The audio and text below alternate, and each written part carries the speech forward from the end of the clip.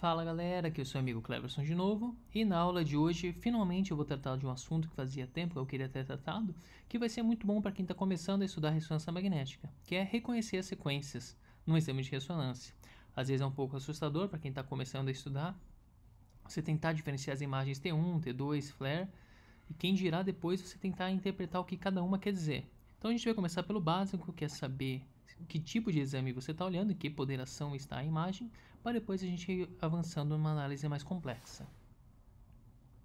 Começando do básico, a gente sabe que a ressonância magnética, então, nada mais estuda que o comportamento de diferentes moléculas quando submetidas a esse campo magnético extremamente forte.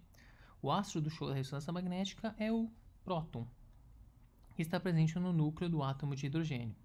Porém, o próton ele tem características físico-químicas diferentes quando submetido ao campo magnético se ele está ligado a outros átomos diferentes.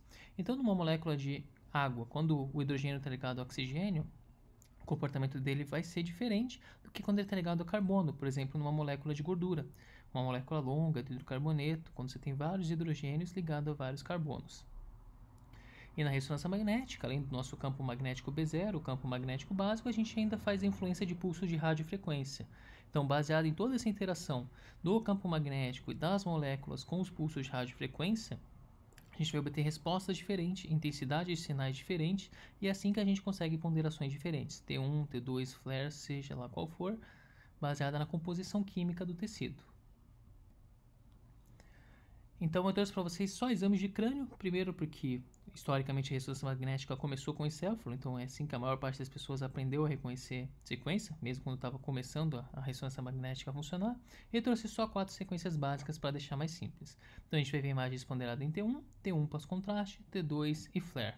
Só de curiosidade, isso vai ser o tema de uma aula futura, porque meu objetivo não é esgotar aqui a física da ressonância magnética, mas quando a gente fala em T1, T2, isso não é uma convenção aleatória, são propriedades dos tecidos que vêm de encontro justamente ao que eu falei de vocês do comportamento do átomo de hidrogênio no campo magnético, que são propriedades do tecido, tempo de recuperação T1, tempo de relaxamento T2, são todos conceitos bem delimitados e é daí que vem o nome das sequências, mas isso é um tema para uma conversa futura. Quando nós temos uma ressonância magnética ponderada em T1, nós temos essa imagem aqui. A característica do T1 é ter o líquido em baixo sinal. Então, quando você vai procurar no encéfalo o líquor que a gente vê dentro dos ventrículos, ele não vai estar brilhando, vai estar escuro, como a gente vê aqui nessa imagem. E o que brilha, o que vai ter o sinal um pouco mais alto? A gordura, exceto se você tiver um exame com saturação de gordura, o que não é o exemplo aqui no caso, e eu não vou nem mostrar para vocês para não confundir. No encéfalo, que é bastante rico em gordura, é a substância branca, porque ela é rica em mielina. Então vocês podem ver aqui o corpo caloso e todos os tratos de substância branca, eles estão com um sinal mais alto do que o líquor e um sinal mais alto do que o córtex. Basicamente o que chama a atenção é essa porção mais interna do encéfalo, medular. Isso aqui que está brilhando, então a gente sabe que isso aqui é um exame ponderado em T1. Existem poucas substâncias que têm alto sinal intrínseco em T1. Além da gordura, alguns exemplos seriam a melanina, o sangue no estágio da meta-hemoglobina e também o gadolínio. Por esse motivo que a gente usa o gadolínio, porque ele realça as estruturas com alto sinal em T1 e esse é o princípio da sequência T1 pós. T1 com gadolínio. Como eu falei para vocês, o gadolínio tem essa característica de encurtar o tempo de relaxamento T1, que se traduz como aumento de sinal em T1. Quando você abre uma sequência ponderada em T1, o líquido vai permanecer com baixo sinal, como era no T1 clássico. E o que vai ficar com alto sinal, além das estruturas que a gente já viu, principalmente a gordura da substância branca, as estruturas vasculares, que vão estar realçando, vão estar ricas em gadolínio, também vão apresentar esse alto sinal. Além disso, outras estruturas que têm tendência a realçar, devido à sua vascularização, como o plexo coroide no interior dos ventrículos e as meninges, também vão estar com sinal elevado. Agora vamos passar para outro tipo de imagem ponderada em T2. A gente já vê com uma imagem bem diferente. Lembre-se que na imagem anterior, os ventrículos ali no meio da nossa imagem, eles estavam com baixo sinal. Aqui a gente vê que o ventrículo brilha para você. Isso porque no T2 é a sequência que a gente usa para investigar líquido, seja no encéfalo, seja no corpo humano. Nós, como radiologistas, somos muito bons em enxergar líquido, justamente por essas sequências sensíveis ao líquido, como o T2 no encéfalo. Isso é especialmente interessante porque várias patologias no corpo humano se caracterizam pela inflamação. Inflamação, como a gente sabe, faz um aumento de líquido. E essa é uma das ferramentas diagnósticas que a gente mais usa à mão. Além disso, prestem atenção na substância branca. Lembre-se que na imagem moderada em T1 a substância branca tinha um sinal alto, mas vejam como aqui a substância branca está bem mais escura do que no exame anterior.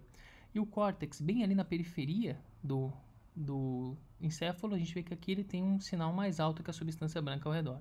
Nesse caso, portanto, a gente sabe que é um exame ponderado entre dois, porque o líquido está brilhando, a substância branca está escura e o córtex tem sinal mais elevado. Como eu falei para vocês, muitas patologias se manifestam como edema. Então, surgiu um problema no início. Se você tinha um exame em T2, em que o líquor, naturalmente, uma substância fisiológica que banha o encéfalo, tem alto sinal, se você tem área de alteração de alto sinal em T2 no encéfalo, aquilo pode ser líquor, pode ser uma patologia. Como a gente vai fazer para diferenciar? E é por isso que eles inventaram essa sequência chamada de flare. O flare nada mais é que uma sequência com supressão do líquor. Então o líquor vai ter baixo sinal. Comparem como aqui, tudo que estava brilhando na figura anterior, como os ventrículos e os sulcos, não tem mais aquele alto sinal. Está tudo apagado aqui. No entanto, isso aqui não é um T1. O T1 tem essa característica também do líquor não estar brilhando. Mas olhem a substância branca, olhem o corpo caloso, olhem a porção mais central do encéfalo. Também não está com alto sinal. Então não pode ser um T1. É uma imagem em que o líquor está apagado e a gordura está apagada. Ambos estão com baixo sinal. O que a gente vai usar para diferenciar? A gente vai ver o córtex ali na periferia do encéfalo. Vejam que o córtex está com um sinal um pouco mais elevado que a substância branca. É o que a gente consegue ver que está brilhando. Então, quando você tem essa sequência, é o que a gente chama de flare. Basicamente, se você vir alguma coisa brilhando aqui no encéfalo, ele não pode ser líquor, porque a imagem foi adquirida com supressão do líquor. Isso ajuda a gente a diferenciar patologias inflamatórias de coleções licóricas e outras alterações. Então, nessa sequência, tanto a substância branca quanto o líquor estão com baixo sinal, o córtex tem um sinal um pouco mais alto e outros tipos de líquido que não sejam líquor vão ter sinal mais elevado, o que ajuda a gente a diferenciar o líquor de outras causas de aumento de sinal em T2. Para ficar um pouco mais fácil de diferenciar, então, eu gosto de pensar sempre na forma do brilha ou escuro, que é quando eu estava aprendendo a laudar a ressonância magnética, é o que eu gostava de fazer para diferenciar a imagem. Imagina se você está numa reunião e alguém pede para você identificar a imagem, que é bastante comum no começo da residência. Eu geralmente fazia esse fluxograma na minha cabeça. A primeira coisa que eu via era o líquor. Então eu vou procurar o ventrículo, vou procurar os sulcos, vou procurar algum lugar que eu sei que tem líquor. Você vai ver se ele está escuro ou se ele brilha. Se o líquor brilha, a gente já viu que dessas 4 sequências básicas, ele só pode ser o T2. Então você já fica mais convicto disso.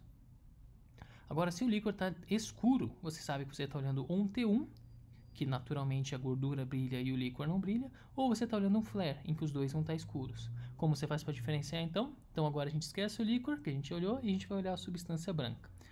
A substância branca, veja o corpo caloso, veja a porção mais central do encéfalo. Veja se ela brilha ou se ela está escuro. Se estiver escuro, você sabe que o líquor está escuro e a substância branca está escura. Então, dessas sequências básicas, você só pode estar de olho no flare, que é a única sequência que vai ter as duas estruturas apagadas e o córtex um sinal um pouquinho mais alto. Agora, se o líquor está apagado, mas a substância branca está brilhando, então você está olhando um T1, que é a característica do T1, ter a gordura brilhando e o líquor escuro. E basicamente, se você quiser refinar, se é um T1 com contraste ou T1 sem contraste, você vai ver as estruturas vasculares, o plexo coroide e ver se elas estão brilhando para você. Que daí você sabe que é um T1 com gadolínio, se não tiverem é um T1 sem gadolínio. Então, basicamente, brincando de brilho ou escuro, a gente consegue diferenciar as sequências.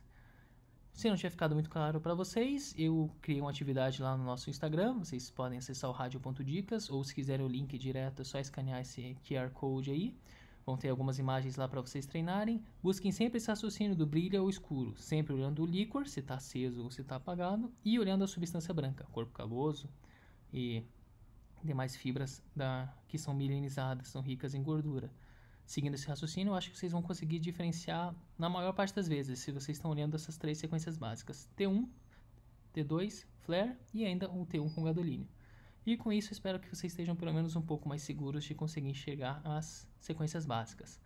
Dúvidas e sugestões, vocês sabem onde me contactar e continuem atentos aqui ao canal. Muito obrigado.